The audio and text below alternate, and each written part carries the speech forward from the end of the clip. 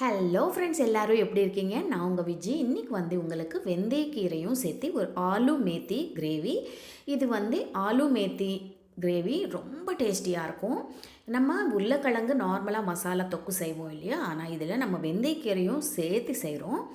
ரொம்ப அட்டகாசமான ஒரு டேஸ்ட்டில் இருக்கும். இது சாதத்தில் பிசைஞ்சு சாப்பிட்றதுக்கும் நல்லாயிருக்கும். அதே மாதிரி சப்பாத்தி, ரோட்டி, பூரி இந்த மாதிரி ஐட்டமுக்கும் ரொம்ப நல்லாயிருக்கும். இது கீரையும் சேர்த்து செய்கிறதுனால ரொம்ப ஹெல்தி. அதே மாதிரி அந்த வெந்தயக்கீரையோட ஃப்ளேவரோட செம்மையாக இருக்கும், அட்டகாசமாக இருக்கும். இது ரெகுலராக நான் வீட்டில் செய்வேன், எல்லாருக்கும் ரொம்ப பிடிக்கும். ஃபஸ்ட் டைம் சேனல் பார்க்குறீங்கன்னா சேனலுக்கு சப்ஸ்கிரைப் பண்ண மறக்காதீங்க. உருளைக்கிழங்கு நீங்கள் ஒரு 2 உருளைக்கிழங்கு, நான் பெரிய உருளைக்கிழங்காக எடுத்திருக்கேன், நல்லா குக்கரில் வேக வச்சு எடுத்து வச்சுக்கோங்க. இப்போ கடாய் சூடு பண்ணிக்கோங்க. இதில் ஒரு 3 ஸ்பூன் எண்ணெய் விட்டுக்கோங்க. அப்புறம் கடுகு போட்டுக்கோங்க. கடுகு நல்லா வெடிஞ்சதுக்கப்புறம் இதில் 1 ஸ்பூன் இஞ்சி பூண்டு பேஸ்ட்டு போட்டுக்கோங்க. இஞ்சி பூண்டு பேஸ்ட்டு நல்லா ஃப்ரை ஆகட்டும். ஃப்ரை ஆனதுக்கப்புறம் இதில் ஒரு 2 வெங்காயம் சின்ன சின்ன பீஸாக கட் பண்ணி வச்சுருக்கேன். வெங்காயம் குட்டி குட்டியாக கட் பண்ணிக்கோங்க. வெங்காயம் சேர்த்ததுக்கப்புறம் நல்லா ஃப்ரை பண்ணிக்கோங்க. கொஞ்சம் கண்ணாடி பதம் வரணும், அது வரைக்கும் நல்லா ஃப்ரை பண்ணிக்கோங்க. அதுக்கப்புறமா இதில் 2 தக்காளி எடுத்திருக்கேன். அதுவும் நான் சின்ன சின்ன பீஸாக தான் கட் பண்ணி வச்சுருக்கேன். நீங்கள் வேணும்னா தக்காளி மிக்சியில் அரைச்சிட்டு அந்த விழுது கூட சேர்த்துக்கலாம், அது இன்னும் நல்லாயிருக்கும். இப்போ பாருங்கள், 2 தக்காளி எடுத்துகிட்டு நான் இதிலவே சேர்த்துட்டேன். இப்போ நல்லா ஃப்ரை பண்ணிக்கோங்க. இந்த எண்ணெயில் இந்த தக்காளி, வெங்காயம், அப்புறமா இஞ்சி பூண்டு, ஒரே ஒரு பச்சை மிளகா போட்டிருக்கேன். காரத்துக்கு நம்ம காரம் மிளகாத்தூள் எப்படி போட போகிறோம், ஒரு பச்சை மிளகா மட்டும் சேர்த்துருக்கேன். இப்போது இதில் நல்லா ஒரு சிட்டிகை மஞ்சத்தூள் சேர்த்துக்கோங்க. அப்புறமா மஞ்சத்தூள் சேர்த்து நல்லா மிக்ஸ் பண்ணிக்கோங்க. மிக்ஸ் பண்ணதுக்கப்புறம் இதில் நம்ம கொஞ்சம் இந்த வெங்காயம், தக்காளி எல்லாம் கொஞ்சம் வதங்கி வரணும், நல்லா சாஃப்டாக ஆகணும். அது வரைக்கும் நம்ம ஒரு 2லேருந்து 3 நிமிஷம் இது அப்படியே விட்டுடலாம். மூடி போட்டு நீங்கள் விட்டுடலாம். இப்போது நம்ம என்ன பண்ண போகிறோன்னா, இதில் தனியாத்தூள் இருக்கும் இல்லையா, தனியாத்தூள் 1 ஸ்பூன் சேர்க்க போகிறோம். நார்மலாக வீட்டில் அரைச்ச குழம்பு மிளகாத்தூள் இருந்ததுன்னா நீங்கள் 1 ஸ்பூன் குழம்பு மிளகாத்தூளே சேர்த்துக்கோங்க.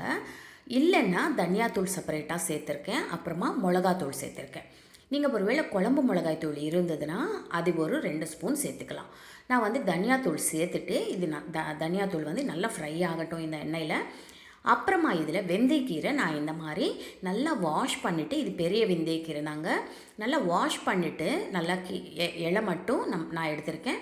நல்லா வாஷ் பண்ணிவிட்டு அது இதில் சேர்த்துட்டேன். ஒரு 2 நிமிஷம் ஃப்ரை ஆனதுக்கப்புறம் இதில் நான் 1 ஸ்பூன் மிளகாத்தூள் சேர்த்துருக்கேன்.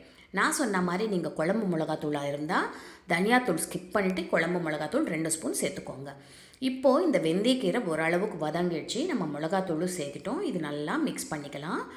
இந்த நம்மளுக்கு எண்ணெய் கூட ரொம்ப பிடிக்காதுங்க, ஒரு 2லேருந்து 3 ஸ்பூன் போட்டால் போதும். ஏன்னா இந்த தக்காளி, அப்புறமா இந்த வெந்தயக்கீரை எல்லாம் போடுறோம் இல்லையா, அதனால் அந்த தொக்கு கிரேவி நல்லா கன்சிஸ்டன்சி நல்லா சூப்பராகவே வரும்.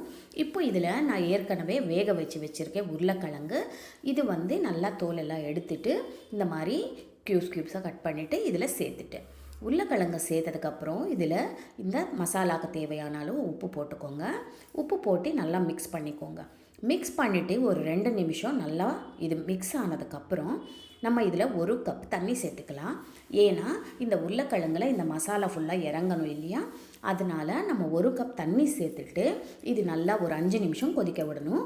தண்ணியெல்லாம் நல்லா ட்ரை ஆகிடணும், அது வரைக்கும் நம்ம ஃப்ரை பண்ணிக்கணும். இப்போ இதில் 1 கப் தண்ணி சேர்த்துடலாம். தண்ணி சேர்த்துட்டு நம்ம என்ன பண்ணுறோன்னா, நல்லா மிக்ஸ் பண்ணிவிட்டு இது அப்படியே சிம்மில் வச்சுட்டு ஒரு 5 நிமிஷம் நல்லா கொதிக்க விடலாம். இந்த தண்ணி போட்ட தண்ணியெல்லாம் நல்லா ட்ரை ஆகிட்டு இந்த உருளைக்கிழங்குல அந்த இதெல்லாம் உப்பு, காரம், மசாலா எல்லாம் நல்லா இறங்கி சூப்பராக ரெடி ஆகிடும். இல்லைன்னா உருளைக்கிழங்குல அந்த டேஸ்ட்டே இல்லாமல் சப்புன்னு இருக்கும். இப்போ நம்ம உப்பு சேர்த்துட்டோனால கொஞ்சம் ஒரு 5 நிமிஷம் அப்படியே கொதிக்க விடலாம்.